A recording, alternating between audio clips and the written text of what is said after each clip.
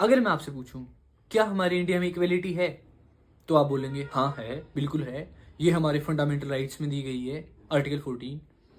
हाँ चल मान लिया। बट अगर मैं आपसे एक क्वेश्चन पूछूं, अगर ऐसा है तो प्रेसिडेंट, एमएलए, इन्हें हमारे जैसे ट्रीट क्यों नहीं किया जाता? इन्हें प्रोटेक्शन कैसे मिल जाता है? Let's decode this. हमारे इंडियन कॉन्स्टिट्यूशन में आर्टिकल 14 दिया गया है, राइट टू इक्वेलिटी। बट ये नहीं बोलता कि सबको इक्वली ट्रीट किया जाएगा, ये बोलता है सबको फेयर ट्रीटमेंट मिलेगा। आर्टिकल 14 दो चीजें बोलता है, equality before law and equal protection of law.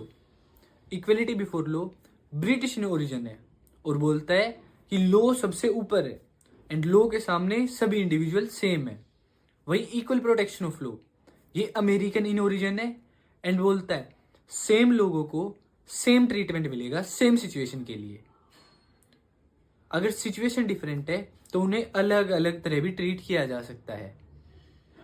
अब सवाल कि लोगों को अलग अलग ट्रीट कैसे किया जा सकता है, इसका जवाब है हमारा इंडियन कॉन्स्टिट्यूशन अलो करता है रीजनेबल क्लासिफिकेशन।